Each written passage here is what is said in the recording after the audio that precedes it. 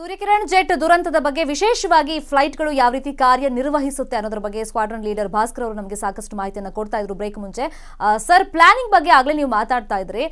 ವಿಶೇಷವಾಗಿ ಈ ರೀತಿ ಒಂದು ಆಕ್ಸಿಡೆಂಟ್ ಆಗ್ಬಿಡುತ್ತೆ, ದುರಂತ ಆಗ್ಬಿಡುತ್ತೆ, ಆವಾಗ ಪೈಲಟ್ಗೆ ಒಂದು ಕೆಪಾಸಿಟಿ ಇರುತ್ತೆ ಸರ್, ಇಂತಲೇ ಹೋಗಿ ಅದನ್ನ ಬೀಳಿಸಬಹುದು, ಆ ರೀತಿ ಕೆಪಾಸಿಟಿ ಇರುತ್ತಾ ಅಲ್ಲಿ? ಆ ಕೆಪಾಸಿಟಿ ಇರುತ್ತೆ, ಆದರೆ ಈ ಸಂದರ್ಭದಲ್ಲಿ ಆ ಕೆಪಾಸಿಟಿ ಇರುತ್ತೆ, ಕಂಟ್ರೋಲು ಇರುತ್ತೆ.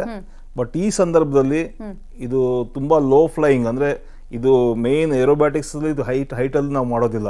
ಯಾಕಂದ್ರೆ ಜನಗಳಿಗೆ ಕಾಣಿಸ್ತಾ ಇದ್ರೆ ಜನಗಳಿಗೆ ತೋರ್ಸೋದು, ಜನಗಳ ಖುಷಿ ಕೊಡೋದೇ ಒಂದು ಇದಕ್ಕೆ ಒಂದು ಇದು ಮಿಲಿಟರಿ ಸೈಡ್ ಒಂದು ಯುದ್ಧ ಮಾಡೋದೊಂದು ಕಡೆ ಆಯ್ತು.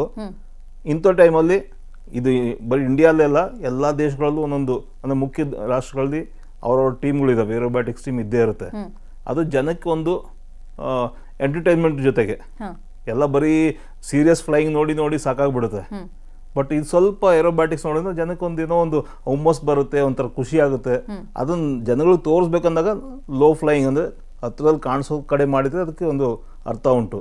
ಅದರಿಂದ ತುಂಬಾ ಲೋ ಫ್ಲೈಯಿಂಗ್ ಅಲ್ಲಿ ಇವೆಲ್ಲ ಮ್ಯಾನ್ಯೂರ್ಸ್ ಅಂದ್ರೆ ಡಿಫಿಕಲ್ಟ್ ಮ್ಯಾನ್ಯೂರ್ಸು, ತುಂಬಾ ಕಾಂಪ್ಲಿಕೇಟೆಡ್ ಮ್ಯಾನ್ಯೂರ್ಸು, ತುಂಬಾ ರಿಸ್ಕಿ ಮ್ಯಾನ್ಯೂರ್ಸ್ನ ನಾವು ಲೋ ಫ್ಲೈಯಿಂಗ್ ಅಲ್ಲಿ ಮಾಡೋದು ಇನ್ನೂ ಸೂಪರ್ ರಿಸ್ಕಿ. ಅರ್ಥ ಆಯ್ತಲ್ಲ? ಅಂಥದ್ದು ನಾವು ಮಾಡಬೇಕಾದ್ರೆ ಸಮಯ ತುಂಬಾನೇ ಕಡಿಮೆ, ಕೆಲವೇ ಸೆಕೆಂಡ್ಗಳು ನಡೆದೋಗ್ಬಿಡುತ್ತೆ. ಬಟ್ ಅದರಿಂದ ನಾವು ಪ್ಲಾನಿಂಗ್ ಮಾಡಬೇಕಾದ್ರೇ ಅಂಥ ರಿಸ್ಕಿ ಮ್ಯಾನ್ಯೂರ್ಸ್ ನಾವೆಲ್ಲಿ ಮಾಡ್ತಾ ಇದ್ದೀವಿ, ಈಗ ಈ ಡೈರೆಕ್ಷನ್ ಹೋಗ್ತಾ ಇರ್ತೀವಿ, ಎಷ್ಟು ಪ್ಲಾನಿಂಗ್ ಮಾಡ್ತೀವಿ ಅಂತಂದ್ರೆ ಅಕಸ್ಮಾತ್ ಟಚ್ ಆದ್ರೂ ಸಹಿತ ನಾವು ಹೀಗೆ ಬಂದು ಬೀಳಲ್ಲ, ಆದರೂ ಈ ಜಾಗ ಖಾಲಿ ನೋಡಿರ್ತೀವಿ.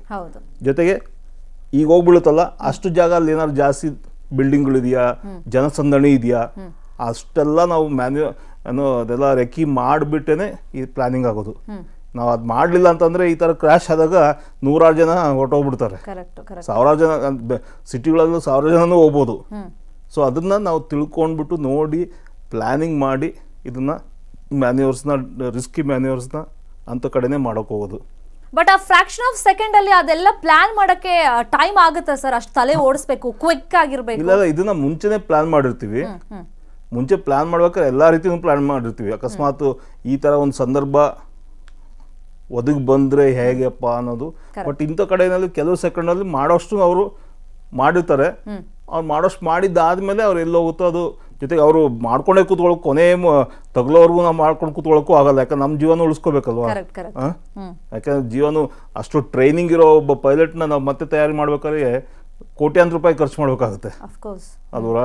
2000 ಗಂಟೆ ಅವರು ಹಾರಾಟ ಮಾಡಿದ್ದಾರೆ ಅಂದ್ರೆ ಅಷ್ಟು ಗಂಟೆ ಒಂದು ವಿಮಾನಕ್ಕೆ ಬೇಕಾದ ಎಲ್ಲ ಸಪ್ಲೈಗಳು ಎಲ್ಲಾನು ನೋಡಿಕೊಂಡಾಗ ತುಂಬಾ ದೊಡ್ಡ ಅಮೌಂಟ್ ಆಗ್ಬಿಡುತ್ತದೆ. ಸೊ ಅದನ್ನ ಕಳ್ಕೊಳ್ಳೋದಕ್ಕೆ ಆಗೋದಿಲ್ಲ. ಸೊ ಇಷ್ಟು ಸೆಕೆಂಡ್ ಇದೆ ಅಂದಾಗ ಎಷ್ಟಾಗುತ್ತೋ ಅಷ್ಟು ಮ್ಯಾನ್ಯೂರ್ ಮಾಡಿ, ಎಷ್ಟು ಸೇಫ್ ಆಗುತ್ತೋ ಮಾಡಿ ನಮ್ಮ ಸೇಫ್ಟಿನ ನಾವು ನೋಡ್ಕೋಬೇಕಾಗುತ್ತೆ. ಅದಕ್ಕೆಲ್ಲ ಟ್ರೈನಿಂಗ್ ಆಗಿರುತ್ತೆ, ಅದಕ್ಕೂ SOPಗಳು ಇರ್ತವೆ. ಅವರು ತಕ್ಷಣ ಸೇಫ್ಟಿ ಇದನ್ನ ಪುಲ್ ಮಾಡ್ಕೊಳ್ತಾರೆ. ಪುಲ್ ಮಾಡ್ಕೊಂಡ ತಕ್ಷಣ ಗ್ಲಾಸ್ ಕ್ಯಾನೋಪಿ ಇರುತ್ತಲ್ಲ ಮೇಲೆ, ಅದು ತನ್ನಷ್ಟು ತಾನೇ ಈಚೆಗೆ ಹೋಗುತ್ತೆ. ಆಮೇಲೆ ಸೀಟ್ಗೆ ಒಂದು ರಾಕೆಟ್ ಪ್ರೊಪೆಲ್ಡ್ ಸೀಟ್ಸ್ ಅವು. ಆ ರಾಕೆಟ್ ಆಟೋಮ್ಯಾಟಿಕ್ ಆಗಿ ಅಂದ್ರೆ ಸೀಟ್ ರಿಲೀಸ್ ಆಗುತ್ತೆ, ರಾಕೆಟ್ ಲಾಂಚ್ ಆಗುತ್ತೆ, ಸೀಟ್ ಸಮೇತ ನಾವು ಈಚೆಗೆ ಬರ್ತೀವಿ. ಜೊತೆಗೆ ನಾವು ಸ್ವಲ್ಪ ಮೇಲೆ ಬಂದಾಗ ಸೀಟ್ ಸೆಪರೇಟ್ ಆಗುತ್ತೆ, ನಾವು ಸೆಪರೇಟ್ ಆಗ್ತೀವಿ. ಪ್ಯಾರಾಶೂಟ್ ಜೊತೆಗೆ ಪ್ಯಾರಾಶೂಟ್ ಓಪನ್ ಆಗುತ್ತೆ, ಅದ್ರ ಜೊತೆಗೆ ಸೇಫ್ ಆಗಿ ಲ್ಯಾಂಡ್ ಆಗೋ ಚಾನ್ಸಸ್ ಇರುತ್ತೆ. ಬಟ್ ಇಂಥ ಕಡೆ ತುಂಬ ಹೈಟ್ ಕಡಿಮೆ ಇದ್ದಿದ್ದರಿಂದ ಎಷ್ಟೇ ನಾವು ಪ್ಯಾರಾಶೂಟ್ ಆಪರೇಟ್ ಆದ್ರೂ ಆ ಸ್ಪೀಡ್ ಇರ್ತದೆ, ಬೀಳೋ ಸ್ಪೀಡು ಸ್ವಲ್ಪ ಜಾಸ್ತಿ ಹೈಟ್ ಇದ್ರೆ ಪ್ಯಾರಾಶೂಟ್ಗೂ ಟೈಮ್ ಸಿಗುತ್ತೆ, ಅಂದ್ರೆ ಸ್ಲೋ ಆಗೋದಕ್ಕೆ. ಇಲ್ಲಿ ಸ್ಲೋ ಆಗೋ ಟೈಮ್ ಸಿಕ್ಕಿರೋದು, ಅದಕ್ಕೆ ಸ್ವಲ್ಪ ಜಾಸ್ತಿ ಏಟ್ಗಳು ಆಗಿದಾವೆ ಅಲ್ವಾ. ಸೊ ಹೀಗಾಗ್ಬಿಟ್ಟು ಅವರು ಆಗಷ್ಟು ಮ್ಯಾನ್ಯೂರ್ ಮಾಡಿದ್ದಾರೆ ಅನ್ಸುತ್ತೆ. ಸೇಫ್ ನಾವು ಕೇಳ್ಪಟ್ವಿ ಪ್ಯಾರಾಶೂಟ್ ಬಂದಾಗ ತಂತಿಗೇನೋ ಸಿಕ್ಕಾಕೊಂಡ್ಬಿತ್ತು, ಹಂಗಾಗಿ ಸ್ವಲ್ಪ ಪ್ರಾಬ್ಲಮ್ ಆಯ್ತು ಅಂತ ನಾವು ಕೇಳ್ಪಟ್ವಿ. ಹೌದು, ಹಾಗೆ ಕಾಣಿಸ್ತಾ ಇದೆ. ಎಲ್ಲೋ ತಂತಿಗೋ ಅಥವಾ ಗಿಡ ಮರಗಳಿಗೋ ಸಿಕ್ಕಾಕೋಬಹುದು. ಲ್ಯಾಂಡಿಂಗ್ ಅಲ್ಲೂ ಅಕಸ್ಮಾತ್ ನೋಡಿ ಯೋಚನೆ ಮಾಡಿ ಎಷ್ಟು ರಿಸ್ಕ್ ಇತ್ತು ಅಂತಂದ್ರೆ, ಅದು ವೈರಿಗೆ ಸಿಕ್ಕಾಕೊಂಡಿದೆ ಅಂತ ಇಟ್ಕೊಳ್ಳೋಣ, ಅದೇ ಪೈಲಟ್ ಏನೇನೆ ಒಂದು ಎಲೆಕ್ಟ್ರಿಕ್ ಹೈ ಟೆನ್ಷನ್ ಕೇಬಲ್ ಹತ್ರ ಹೋದ್ರೆ ಏನ್ ಗತಿ ಆಗ್ಬೇಕು, ದೊಡ್ಡ ದುರಂತಾನೆ. ಆದ್ರೂ ಈಗ ಹಾಸ್ಪಿಟಲಲ್ಲಿ ಇದ್ದಾರೆ, ಸ್ವಲ್ಪ ಸೀರಿಯಸ್ ಕೇಸು ಅಂತನೂ ಅನಿಸ್ತಾ ಇದೆ. ನೋಡ್ಬೇಕು, ಕಾದ್ಬಿಟ್ಟು ನೋಡ್ಬೇಕು. ಭಗವಂತನಲ್ಲಿ ಕೇಳ್ಕೊಳ್ಳೋದಂದ್ರೆ ಎಲ್ಲಾರನ್ನೂ ಬದುಕ್ಸಪ್ಪ, ಕ್ಷೇಮವಾಗಿ ನಮ್ಮ ವಾಪಸ್ ಕೊಡು ಅಂತ ಹೇಳ್ಬಿಟ್ಟು ಕೇಳ್ಕೊಬಹುದು. ಎಕ್ಸಾಕ್ಟ್ಲಿ, ಅವ್ರ ಪರಿಶ್ರಮ ನೀವು ಹೇಳ್ತಿದ್ದಾಗ ನಮಗೂ ಅನ್ನಿಸ್ತು ಎಷ್ಟು ಪರಿಶ್ರಮವನ್ನು ಪಟ್ಟಿರ್ಬೋದು, ಎಷ್ಟು ಟ್ರೈನಿಂಗ್ ಅನ್ನ ಪಡ್ಕೊಂಡಿರ್ಬೋದು ಅಂತ. ಮಾತಾಡ್ತೀನಿ ಸರ್, ನೀವು ಒಂದು ಬ್ರೇಕ್ ಆದ್ಮೇಲೆ ಮತ್ತಷ್ಟು ವಿಶ್ಲೇಷಣೆ.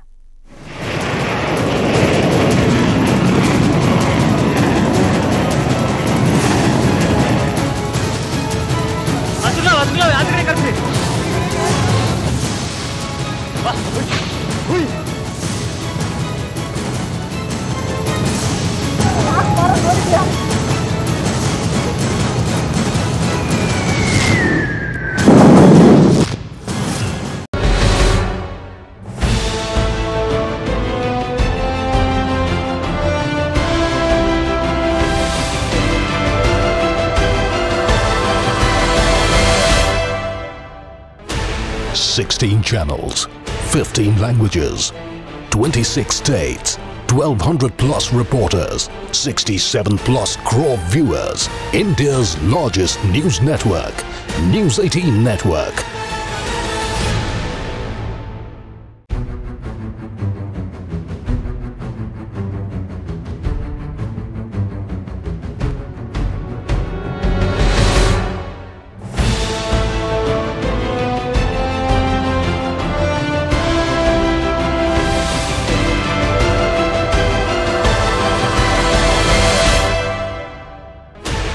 Sixteen channels, 15 languages, 26 states, 1,200 plus reporters, 67 plus crore viewers. India's largest news network, News 18 Network.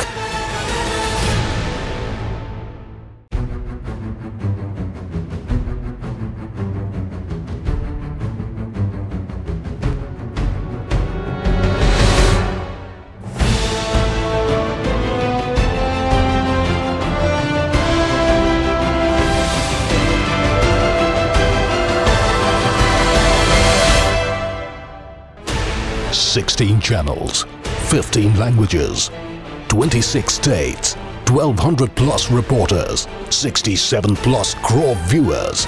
India's largest news network, News.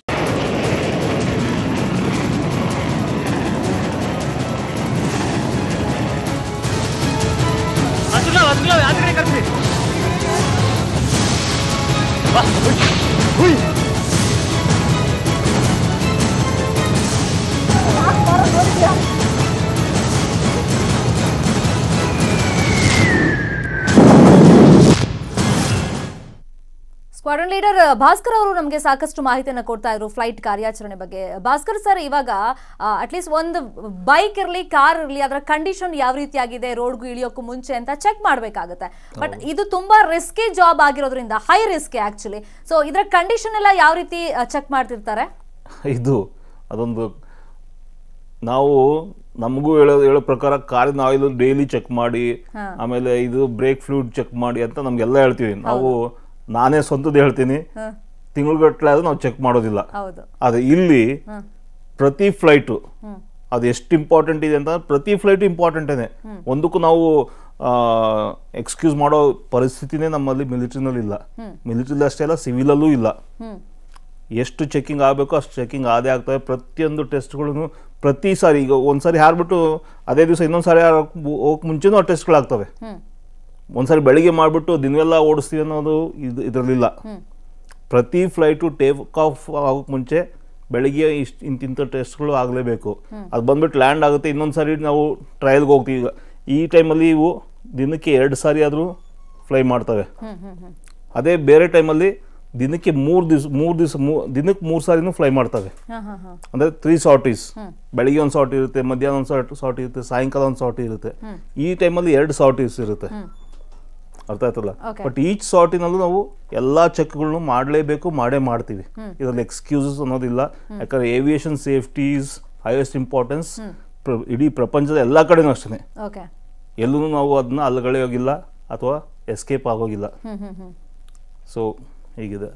Okay, ಅಂದ್ರೆ ಈಗ ಬ್ಯಾಕಪ್ ಅಂತ ಇರುತ್ತಾ? ಈಗ ನಾಳೆನೇ ಏರ್ ಶೋಗೆ ಚಾಲನೆ ಸಿಗ್ತಾ ಇದೆ, ರಿಹರ್ಸಲ್ ಟೈಮಲ್ಲಿ ಇಂಥ ಅವಘಡಗಳು ಬಹುಶಃ ಆಗ್ಬಹುದು ಅಂತ ಏನಾದ್ರೂ ಒಂದು ಪ್ಲಾನಿಂಗ್ ಅನ್ನ ಇಟ್ಕೊಂಡು ಇವಾಗ ಸೂರ್ಯ ಕಿರಣ್ ಜೆಟ್ಗಳು ನಾಳೆ ಹಾಗಾದ್ರೆ ಪ್ರದರ್ಶನ ಕೊಡ್ತಾವ? ಬ್ಯಾಕಪ್ ತಗೊಂಡ್ ಬಂದಿರ್ತಾರೆ? ಹೌದು, ಬ್ಯಾಕಪ್ ಇದೆ ನಮ್ಮ ಫ್ಲೈಟ್. ಇದರಲ್ಲಿ ಈ ಒಂದು ಗ್ರೂಪ್ ಅಲ್ಲಿ 20 ಇದಾವೆ. 18 ಇರೋದು ಮಾಮೂಲಿಯಾಗಿ, ಬಟ್ ಇದರಲ್ಲಿ 20 ಇದಾವೆ ಅನ್ಸುತ್ತೆ. ಓಕೆ, ಬಟ್ ಅಲ್ಲೂ ಎಷ್ಟು ಬೆಂಗಳೂರಿಗೆ ತೊಗೊಂಡ್ಬಂದಿರಲ್ಲ. ಬಟ್ ಇಲ್ಲಿ ಏನಾಗುತ್ತೆ ಅಂತಂದರೆ ಈಗ 2 ಹೋಗಿದ್ದಾವೆ, ಬಟ್ ಅದಕ್ಕೆ ಫಿಲಪ್ ಮಾಡೋ ನಮ್ಗೆ ಶಕ್ತಿ ಇದೆ. ಬಟ್ ಪೈಲಟ್ಸು ಇದ್ದಾರೆ, ಇಲ್ಲ ಅಂತಲ್ಲ. ಬಟ್ ಅದನ್ನು ಈಗಿನ ಸಂದರ್ಭ ಹೇಗಿದೆ, ಈ 3 ಜನ ಪೈಲಟ್ಸ್ದು ಪರಿಸ್ಥಿತಿ ಹೇಗಿದೆ, ಆಮೇಲೆ ಈಗ ಇದಾರಲ್ಲ ಎಕ್ಸ್ಟ್ರಾ ಅಂದರೆ ಸ್ಟ್ಯಾಂಡ್ ಬೈ ಪೈಲಟ್ಸ್, ಅವರ they will be ready, not that they are not ready, but ಅದು ಡಿಸಿಷನಿಗೆ ಕಾಯ್ದು ನೋಡ್ಬೇಕು. ಅದು ಮೋಸ್ಟ್ಲಿ ಎಲ್ಲೂ ಸ್ಟಾಪ್ ಆಗೋದಿಲ್ಲ, ವಿಘ್ನ ಅಂತೂ ಆಗೋದಿಲ್ಲ ಅಂತ ನನ್ನ ಅನಿಸಿಕೆ. ಇದೊಂದು ಕ್ರ್ಯಾಶಿಂದ ನಾವು ಮಿಲಿಟ್ರಿನಲ್ಲಿ ವಿಘ್ನ ಮಾಡ್ಕೊಂಡು ಕೂತ್ಕೊಳ್ಳೋದಿಲ್ಲ.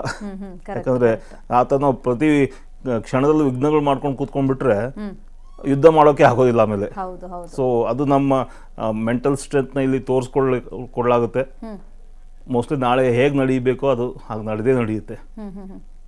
ಒಂದು ಸಣ್ಣ ಅಳುಕೇನಾದ್ರೂ ಇರುತ್ತಾ ಇಂಥ ಘಟನೆಗಳಾದಾಗ? ಜನರಲ್ಲಿ ಒಂದ್ ರೀತಿ ಆತಂಕ ಇವಾಗ ಸಹಜವಾಗೇ ಇದೆ, ಎಸ್ಪೆಷಲಿ ಆ ಲೋಕಲೈಟ್ಸ್ ಯಾರು ಇದ್ದಾರೆ ಅವ್ರಿಗೆಲ್ಲ ಒಂದ್ ಸ್ವಲ್ಪ ಭಯ ಆಗಿದೆ. ಬಟ್ ನಮ್ಮ ಸೇನೆ ಮೇಲೆ ನಮ್ಗೆ ಯಾವತ್ತೂ ಹೆಮ್ಮೆ ಇದ್ದೇ ಇದೆ. ಬಟ್ ಜನರಲ್ಲಿ ಒಂದ್ ರೀತಿ ಕಾನ್ಫಿಡೆನ್ಸ್ ಮತ್ತೆ ಬೂಸ್ಟ್ ಅಪ್ ಮಾಡ್ಬೇಕಲ್ಲ, ಆ ಪ್ರಯತ್ನಗಳು, ಆ ಚರ್ಚೆಗಳೇನಾದ್ರೂ ಆಗುತ್ತಾ ಇಂಥ ಘಟನೆಗಳಾದಾಗ ಸರ್? ಜನಗಳ ಮಧ್ಯೆ ನಾವು ಜನಗಳು ಅಂತಂದ್ರೆ ನಾವು we are trained to face death, we are trained to face challenges. ಅರ್ಥ ಆಯ್ತಲ್ಲ? ಸೊ ನಮಗೆ ಆ ಕ್ಷಣದಲ್ಲಿ ನಮ್ಮ ಇಬ್ರು ಏನೋ ಸಹೋದರರು ಏಟಾಗಿದೆ ಅನ್ನೋ ಒಂದು ಫೀಲಿಂಗ್ ಇರುತ್ತೆ, ನೋವಿರುತ್ತೆ. ಆದ್ರೆ ಅದನ್ನ ಅಳುಕು ಮಾಡ್ಕೊಂಡು ನಾವು ಪರಿಹರಿಸ್ಕೊಳ್ಳೋದಿಲ್ಲ, ಅದನ್ನ ಚಾಲೆಂಜ್ ಆಗಿ ತಗೊಳ್ತೀವಿ. ಬಿಟ್ರೆ ಅಯ್ಯೋ ಹಾಗಾಯ್ತಲ್ಲ ನನಗೆ ನಾಳೆ ಆಗುತ್ತಾ ಅಂತ ಅಳುಕು ನಮ್ಮಲ್ಲಿ ಇರೋದಕ್ಕೆ ಸಾಧ್ಯನೇ ಇಲ್ಲ. ಅದು ಒಂದು ಜೀವನದ ಒಂದು ಅವಿಭಾಜ್ಯ ಅಂಗ ಅನ್ಕೊಂಡ್ಬಿಟ್ಟು ನಾವು ಮುಂದಕ್ಕೆ ಹೋಗ್ತೀವಿ. ಬಿಟ್ರೆ ಅಯ್ಯೋ ಹೀಗಾಯ್ತು ನಾಳೆ ನನ್ಗಾಗ್ಬಿಟ್ರೆ ಹಾಗೆ. ಈಗ ನಮ್ಮಲ್ಲಿ ಏನಾಗುತ್ತೆ ಅಂದ್ರೆ ತಂದೆ ತಾಯಿಗಳು ಯಾರೋ ಒಂದು ಎಲ್ಲೋ ಆಗಿದೆ, ಮಗನೇ ಇವತ್ತು ಹೋಗ್ಬೇಡ ಹೊರಗಡೆ ಅನ್ನೋ ಪರಿಸ್ಥಿತಿ ಆಗುತ್ತೆ. ನಮ್ಮಲ್ಲಿ ಮಿಲಿಟರಿನಲ್ಲಿ ಅದು ಸಾಧ್ಯತೆನೇ ಇಲ್ಲ.